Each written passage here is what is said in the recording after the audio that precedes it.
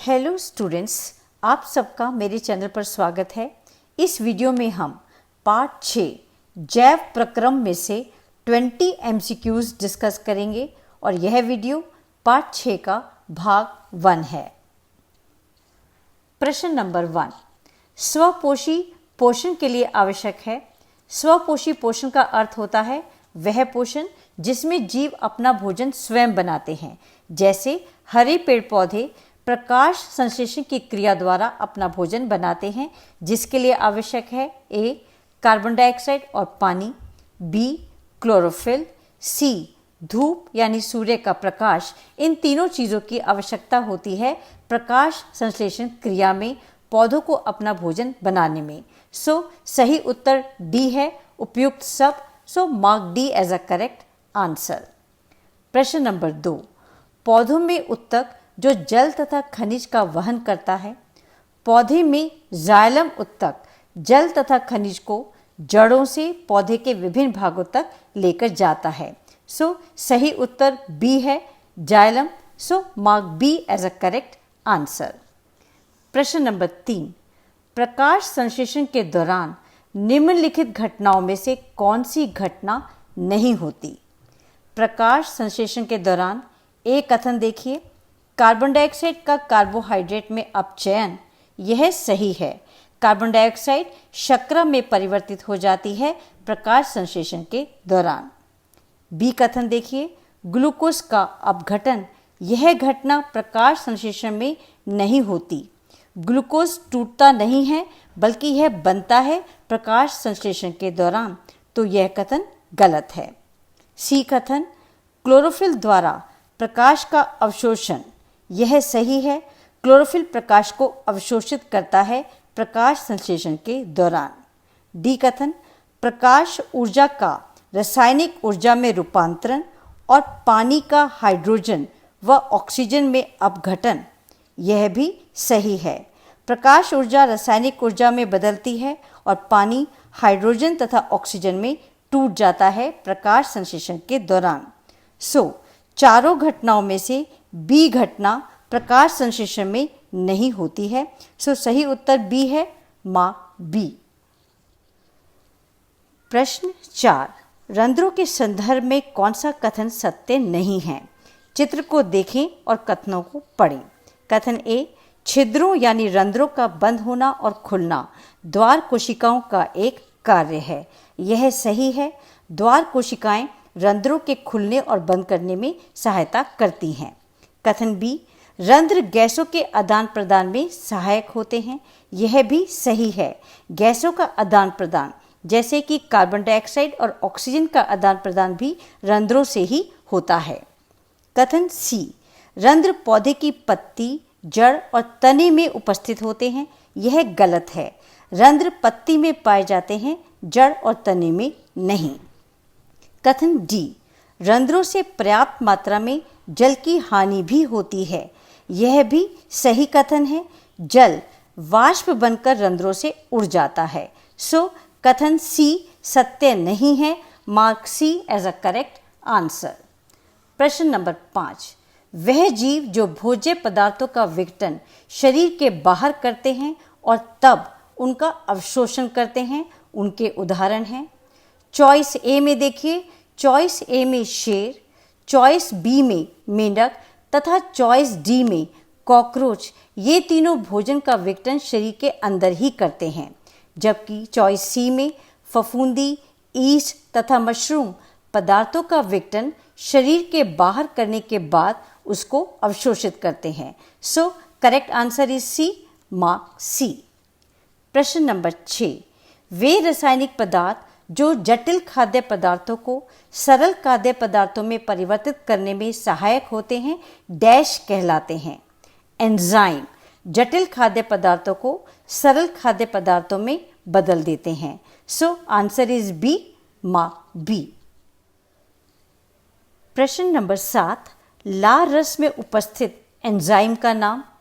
चित्र देखिए, number 1 point पर लार ग्रंथि दिखाई गई है जो लार रस बनाती है। लार रस में एमाइलेज एंजाइम उपस्थित होता है, तो सही उत्तर है सी, लार रस में उपस्थित एंजाइम का नाम है amylase, so mark C as a correct answer. प्रश्न नंबर 8, यकृत से निकलने वाला पित्त रस के कार्य। चित्र में नंबर 2 पर यकृत दिखाया गया है जो पित्त रस बनाता है। चेक कीजिए पित्त रस के कार्य। कथन ए, अग्नाशयिक एंजाइमों की क्रिया के लिए क्षारीय माध्यम बनाना। यह सही है, पित्त रस क्षारीय माध्यम देता है अग्नाशयिक एंजाइमों को। कथन बी, वसा की बड़ी गोलिकाओं को छोटी गोलिकाओं में परिवर्तित करना। यह भी पित्त रस का ही कार्य है, वसा के पाचन में सहायता करता है पित्त रस। कथन सी, प्रोटीन के पाचन में सहायता करता है। यह गलत है, पित्त रस प्रोटीन के पाचन में सहायता नहीं करता। सो करेक्ट आंसर ए और बी दोनों हैं, इसलिए चॉइस डी सही उत्तर है। Mark D as a correct answer. प्रश्न नंबर 9, विभिन्न जंतुओं में क्षुद्रांत्र की लंबाई के बारे में कौन सा कथन सत्य है? चित्र ए में शाकाहारी जीव हिरण की क्षुद्रांत्र दिखाई गई है तथा चित्र बी में मांसाहारी जीव लोमड़ी की क्षुद्रांत्र दिखाई गई है। अब कथन को पढ़िए। कथन ए, घास खाने वाले जीवों में क्षुद्रांत्र की लंबाई छोटी होती है। यह कथन गलत है। बी कथन, मांस खाने वाले जीवों में क्षुद्रांत्र की लंबाई ज्यादा होती है। नहीं, यह भी गलत है। कथन सी को देखिए, घास खाने वाले जीवों में क्षुद्रांत्र की लंबाई अधिक और मांस खाने वाले जीवों में क्षुद्रांत्र की लंबाई छोटी होती है। यह सही कथन है।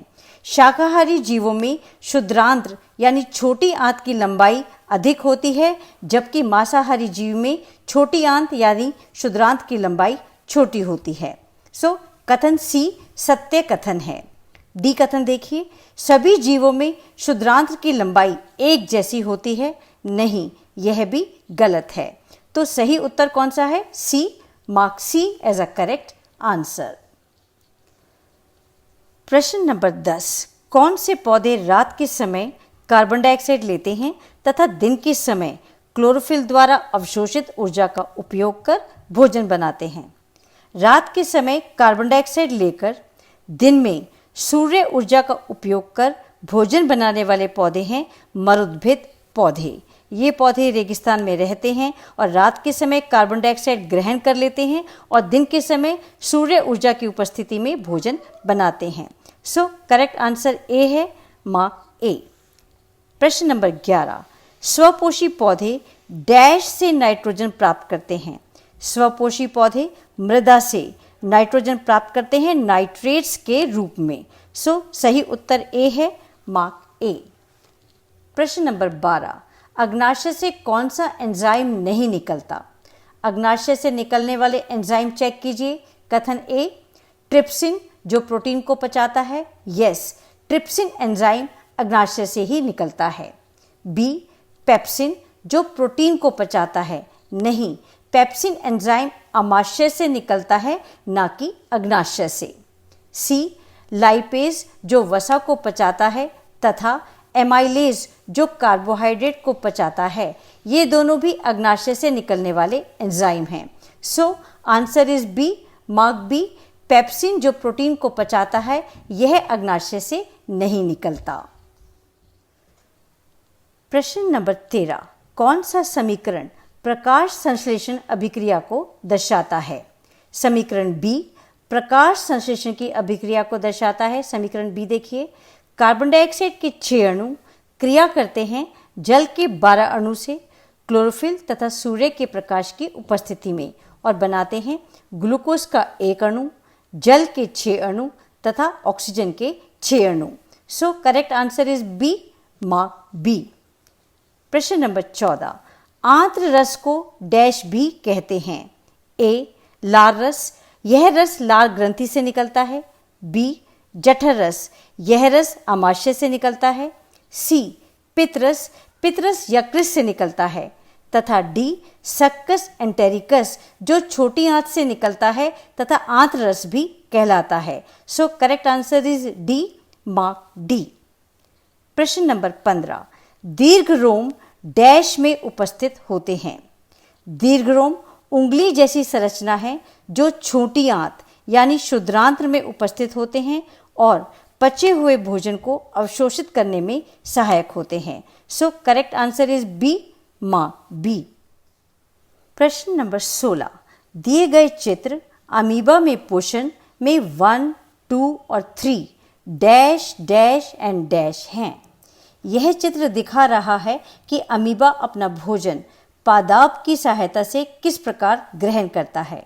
चित्र में 1 है खाद्य कण, 2 है पादाप तथा 3 है खाद्य रिक्तिका। So correct answer is C, mark C, खाद्य कण, पादाप एंड खाद्य रिक्तिका। प्रश्न नंबर 17, कार्बन डाइऑक्साइड प्रकाश संश्लेषण क्रिया के लिए आवश्यक है। इसको दर्शाने हेतु दी गई प्रायोगिक व्यवस्था में प्लेट ए में कौन सा पदार्थ डाला जाता है। प्लेट ए में पोटेशियम हाइड्रोक्साइड डाला जाता है जो कार्बन डाइऑक्साइड को अवशोषित कर लेता है तथा यह दिखाने में सहायता करता है कि अगर कार्बन डाइऑक्साइड पौधे को नहीं मिलती है तो भोजन नहीं बनता है। So correct answer is B, potassium hydroxide, माँ बी। प्रश्न 18, एक रंग बिरंगी पत्ती के स्टार्च परीक्षण से पहले और बाद के चित्र दिए गए हैं। ए और बी में धब्बे वाले भाग का क्या रंग होगा।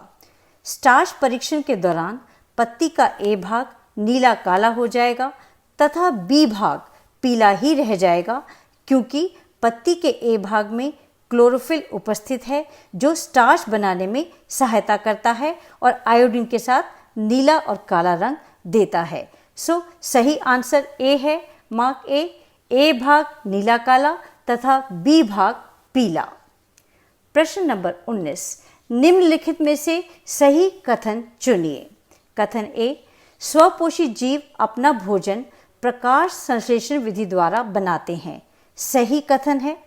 बी, फीता कृमि तथा लीच परजीवी के उदाहरण हैं। यह भी सही है, फीता कृमि तथा लीच दोनों परजीवी हैं। सी, परजीवी अपना भोजन सड़े गले पदार्थों से प्राप्त करते हैं। नहीं, यह गलत है, परजीवी अपना भोजन दूसरे जीवों से प्राप्त करते हैं। डी, पैरामीशियम पक्षाप की सहायता से भोजन ग्रहण करता है।